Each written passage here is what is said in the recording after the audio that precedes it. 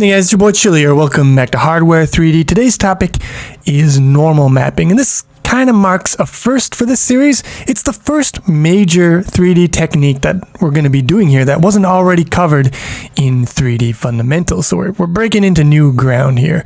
And normal mapping, it's really important. It's a mainstay for most game engines. The concept is simple, but in practice it requires a little bit of mathematical rigor. So I'm probably going to split this up into maybe 3 videos. But the most important thing is that it looks freaking awesome and it's going to be fun to do. Now let me ask you a simple question. Who is your favorite comedian? Now if you said normal McDonald, then you are correct. So we can increase the apparent complexity of a mesh and create the illusion of a smooth surface during shading by interpolating normals. You guys already know this. If that kind of word salad, if you manage to parse it, then you know that I was talking here about Phong shading, right? Per pixel shading, or even per vertex shading. But the idea is that you're interpolating your normals. Let's look at this. We got this mesh here. We're going to be using it later on. But if we look at the normals here, we look at the mesh geometry, we can see it's fairly low polygon. And we look at the normals here at every vertex. And we know, because we know a little bit about 3D graphics, we know that the renderer here is interpolating these normals to figure out normals for these pixels in between here. And then is calculating the lighting per pixel there based on the interpolated normals. So it appears as though this is a very smooth surface, although obviously it's not smooth at all. Let me just turn this to flat shading for a second. So we can see here, if I tell Blender to shade these guys as flat, we can see obviously the geometry itself isn't smooth at all. It's the interpolation of these normals in between the vertices that gives us the appearance of smoothness. Now, this is analogous, right, to the situation of, let's say, interpolating vertex colors to get a kind of gradient between vertices. And I've shown that technique off in 3D fundamentals and in hardware 3D. This is the analogous version of that for normals. Now, going back to the idea of colors, we can give each vertex a color and interpolate between them, and we can get a smooth gradient. But what if we wanted to have even more control? What do? Well, we create a texture map of colors, and we map each vertex to some place in that texture map, and then we can basically pick and choose the colors in between those vertices. And that's the idea of texture mapping, right? We can give colors to our models at a higher resolution than would be possible by just assigning single colors to different vertices. Now, we can do that exact same technique, but for normals. So instead of interpolating between these normals here, we could have a map, and then we could just arbitrarily map spaces in between these vertices to different normal vectors, and that would allow us to create shading that's not just smooth, but that can actually have more complexity, more density of information, more high resolution, whatever you want to call it, high frequency. So what the hell is Chili going on about here? Well, take a look at this image here. We have a model that has very high geometric complexity, 6 million polygons, versus one that has relatively low, just 6,000 polygons. And obviously with more polygons, you can model a lot of features that wouldn't be possible with low polygons, like the wrinkles in the face here, all this detail, pores and stuff like that. If you got 6 million polygons, you can do that. You can't do it with 6,000.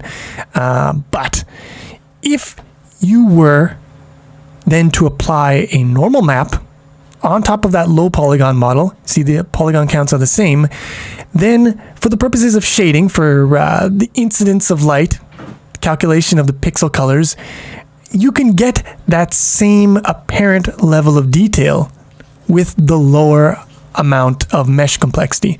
And that's the same idea as using a texture in order to get more color detail without increasing the density of the geometry. Now, let me give you an example. Let's say we want to give this jabroni a big old dent in his dome. but we don't want to change the actual mesh geometry. So we want to manipulate normals in order to do that.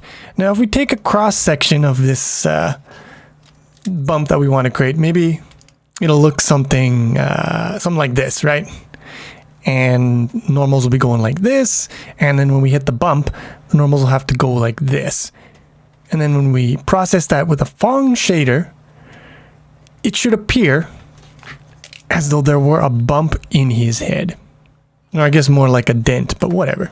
So here are the normals. Now let's see what it would look like if we wanted to manipulate some of those normals.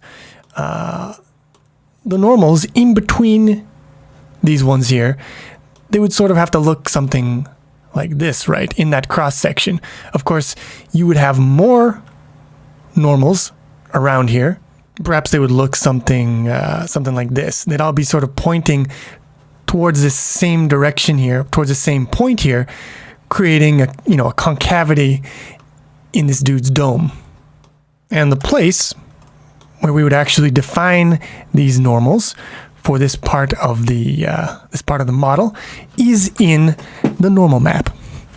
Now, conceptually, you can think of a normal map like this. It's similar to a diffuse texture map, except that instead of having colors at every one of the individual pixels or texels in the texture, you have vectors, normalized vectors.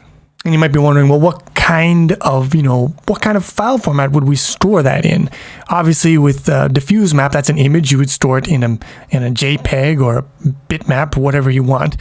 Where do you store normalized vectors? And the answer is you can store them in an image. There's really no reason why you can't. Image files generally have, at least 3 channels, RGB, and a normalized vector has 3 components, XYZ. So you just map RGB to XYZ, and you're good to go. Normal maps generally have a very distinctive color if you look at them. Here's a normal map that we're going to be using for a brick wall. Here's the diffuse map, and here's the normal map. You can usually see correspondence between the features in the diffuse map and the normal map, so it's easy to see which goes with which. But normally, with a normal map, they look like this. They look kind of blue, and that is because the normal map vectors are generally pointing in the Z direction. Z means point away from the model, and most normals point out from the model, right? So you're going to have components that are primarily blue because RGB, XYZ. Z maps to blue. Now for our first experiment in normal mapping, just do something very simple, very basic. Going to have a plane, going to apply a diffuse texture of a brick wall and a normal map of a brick wall to it. See what it looks like, just basic Phong shading with normal mapping. In order to do that, I needed a plane. I decided to reuse our old code for procedurally generating plane geometry. I just had to refactor this to work with our new system, with the dynamic vertex buffer stuff. So created a test plane drawable. No need to really go over this stuff. You can review it on your own if you want, but there's nothing really that interesting about it. And got that. And then in app, we're just, adding a test plane and drawing it in here. Haven't actually implemented the normal mapping yet. I just wanted to make sure my test plane and stuff was working. And of course, wouldn't you know it, but it wasn't working. Not working at all. Just a big black. We should have the diffuse texture in here, but we're not seeing anything. So this is a fun little bug because it wasn't actually a problem with the code I wrote. It was a previous bug that was hiding, that was only revealed when I added something new to the scene. So to make a long story short, the problem is it's a collision between constant buffers. For our Phong pixel shader here, we are setting the slot 0 for the pixel shader constant buffer to be our light. However, in our solid pixel shader, we are setting that to be the solid color. Up until now, it hasn't been a problem, but when we add this plane here, it became clear that it was a problem. What we're doing is we're binding the light pixel, the light constants to the pipeline once at the beginning of drawing. So now we have the light constants in there. Then we do nano2.draw. Then we do light.draw, but light actually overwrites that buffer with its own constants. So it binds something to slot 0, overwriting the light in there. And then when we try to draw our plane, we no longer have the light. We only have that one value for the solid color. So we have reserved slot 0 for the light, and that should remain constant throughout the whole frame, basically.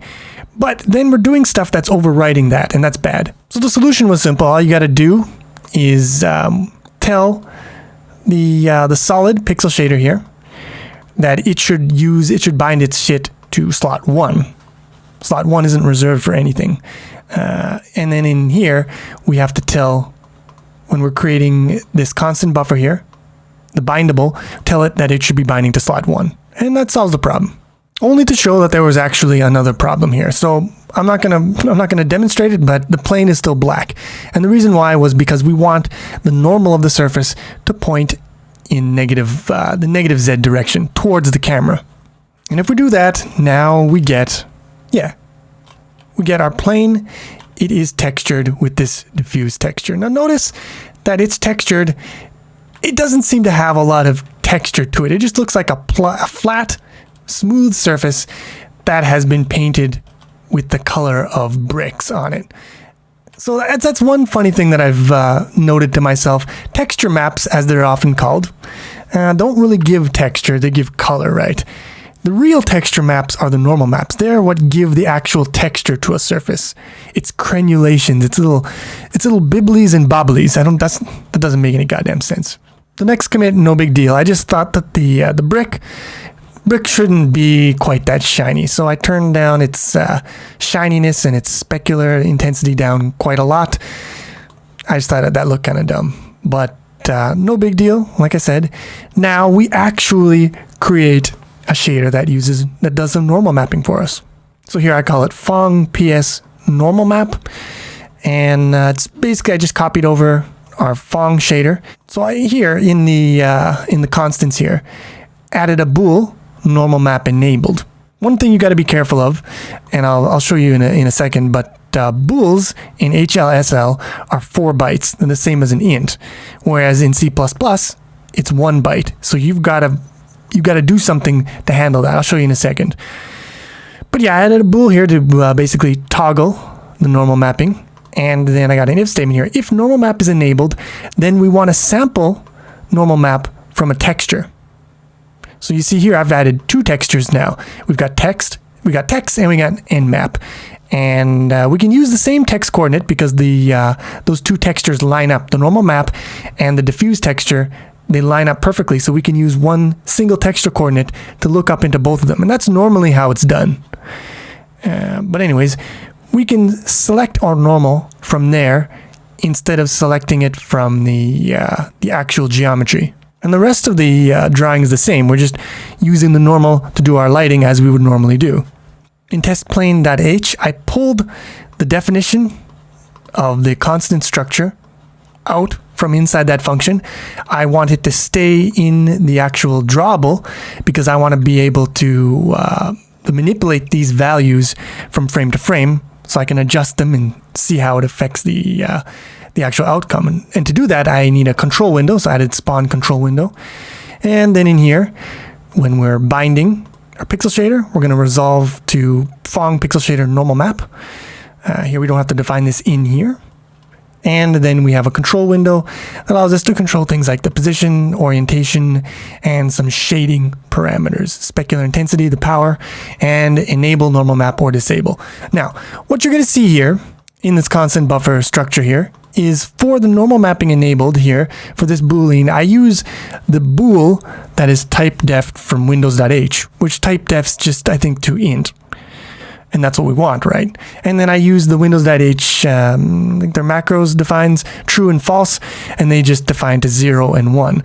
And that works. That works for communicating between HLSL and C++. You don't have to use these Windows macros, obviously, in typedefs. You can just define your own, but they're already in there, so I decided might as well use them.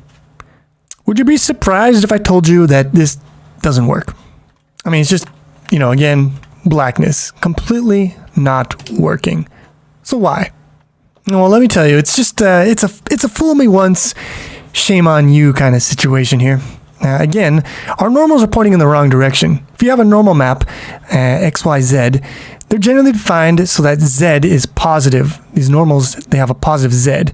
However, we want Z negative pointing towards the camera for our current scene. And so the normals, again, are pointing in the wrong direction. So a very quick and dirty fix to that doesn't make a lot of sense, but just don't think about it, is we're just going to negate what we get out of this sample. And then all the normals that were positive are now going to be pointing negative towards the camera. Now, if you do that, you basically reveal eldritch horrors from the ancient ones. I don't know what this is, but it doesn't look like a brick wall. I mean, there's parts of it that look like a brick wall, but there are parts of it that definitely do not look like a brick wall. And the reason for that is because I wasn't binding anything to slot 1 here. And so it was using a different texture. It was using the wrong texture. It was using something actually from the nanosuit. So here we have actually bound all the correct textures to this bad boy here. And we have it, but it looks wrong. Like, I mean, why is it getting dark when I look at it from this side? Why are you the way you are? Move the light around. It's just, this can't be right. This does not look correct. So what is the issue? Well, let's look at the code. So for normal mapping here, all we're doing is we're directly sampling from the normal map texture, and except we're just negating to flip the Z. All right. I mean, this negation here to flip the Z is kind of it's kind of sketchy to begin with, but there is a much more important problem here, and we haven't really thought very deeply about how we map RGB to normals. So let's think about it for a second here. RGB in an image file, each of the channels, red, green, blue is going to map to an integer value between 0 and 255. The same here and the same here. Now, when that is loaded as a texture and sampled, RGB in HLSL in the shader, that is going to map to a value between 0 and 1.0, floating point value. So it maps these integer values to floating point values in HLSL. But what is our target? What do we want to get? Well, we want to get, XYZ normalized. And those values, X, Y, Z, what is the range in a normalized vector? Well, X is probably going to be ranging from -1 to +1, right? Put a little squiggly in there. And I mean the same for Y. What about Z? Well, for a normal map, normals tend to all be pointing out of the surface of the object. Normals that point into an object don't make any goddamn sense. So because all the normals should be pointing away from the object, we really would expect the normals to be mapped from 0, not 0.1, just 0 to 1.0. So this is the mapping. The mapping that we have to perform and that we're not performing is you have to map from this 0.0 to 1 to -1.0 to 1, or in the case of Z, we want to map from 0.0 to 1 to 0.0 to 1. So this mapping is actually just use it directly, except we want to negate it. So that's pointing towards the camera. But for these ones, we do not want to negate them, but we have to perform basically an expansion of the range. Because right now the range is here 1 unit. This range is 2 units. So we have to expand the range and then set the center point from 0.5 to 0.0. And it shouldn't come as to any surprise to you that that is exactly what this commit is doing. So instead of just directly negating the sampled value, we sample the value and then we mapped XYZ. And I mean, this is just, expand the range and then reset the center point to 0.0. And here we're just flipping the Z so that it is negative, so that it's pointing towards the camera so that our scene makes sense. So here's what we get with proper unpacking of that normal data. I think you can already see here, it's looking quite a lot better. Now let me show you what happens when I actually move this light around a little bit here. I think you can see already the effect of the normal mapping. It's giving this surface a lot more depth and a lot more realism. But there is one problem. See if you can notice it here as I move this around. If we just think logically about these bricks and about, how we would interpret their surfaces, we would expect that, for example, the normals on places like here, or on the bottom parts of these bricks, they would be pointing somewhat downwards, right? Because the bricks are rounded. So the face of the bricks would be pointing, basically in a negative Z direction, more or less. The top would probably pointing upwards. The right sides would be pointing rightwards, and the bottom sides would be pointing downwards. But watch what happens when I move the light here. That's the plane. That works the same, but let's move the light. What happens when I move the light downwards? We see that the highlights on the top of the bricks remain, but the bottoms are quite dark. Now, what if I move it upwards? The opposite happens. The bottoms of the bricks are being highlighted. It's exactly the opposite of what you would expect. So what happened?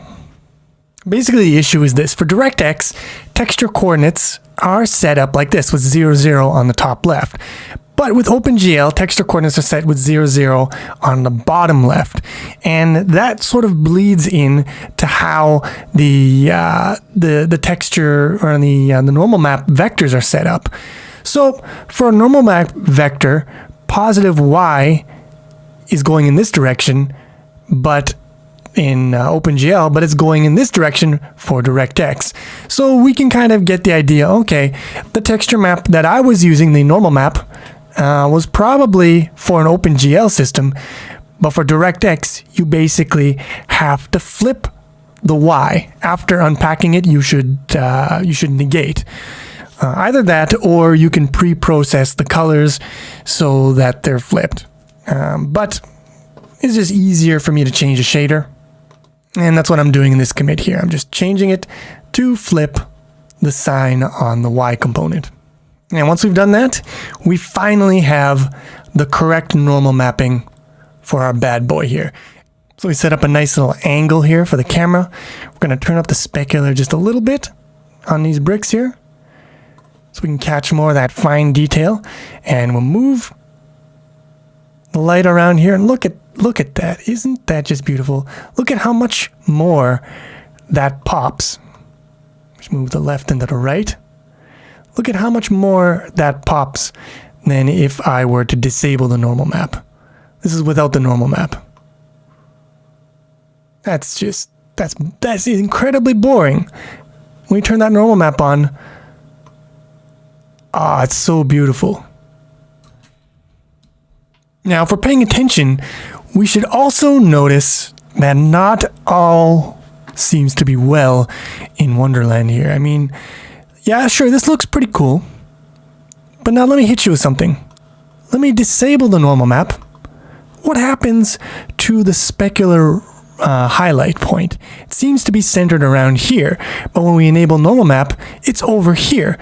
Now, just from basic geometry, from the angle that we're looking at this, from the point at which the light is, this looks like a much better spot for the specular highlight than here. So what is the problem? And the problem here, basically, it comes from a frame of reference issue, and also bad naming of variables. So here, I'm calling this the world position. In our pixel shader, for normal mapping, we're getting in here the world position, and assumedly the normal in world space here. And if we're using normal mapping, then we're replacing this world space normal with the normal from our normal map. But when we think back to what we actually did creating the Phong shader, we realized that for reasons of specular calculations, what we're actually passing to the pixel shader is not the world position, but the position in view space, because we're multiplying by the model view. We didn't rename this variable to world position, and this normal is the normal in view space, because we're multiplying by model view. So what that means is that these normal values here that we're sampling from the texture, they're really only valid when our camera is at 0, 0. In other positions, they're not going to give us the correct results, as I could demonstrate. I mean, look at this scene here. Why is it that when I change my camera position here, we're losing the diffuse? I mean, obviously specular should change with camera position, but diffuse should be like this, but it's not. So obviously we're going to need to do some work to bring these coordinates from, some object space or world space into the view space to be consistent with all our calculations down here. But the rabbit hole actually goes a lot deeper, and that ties into what I was talking before about, having to do a little bit more rigorous mathematical stuff. I'm going to get into a little bit of linear algebra stuff here, but that is going to have to be for the next video. In that video, we're going to reconcile this world space versus view space problem, and we're also going to look at normal mapping in object space versus normal mapping in something called tangent space. This is really the only tricky part of normal mapping, in my opinion, but it really deserves its own video. And until then, thanks for watching. Hope you enjoyed this video. If you did, please click the like button, helps a lot. And I will see you soon with some more Hardware 3D.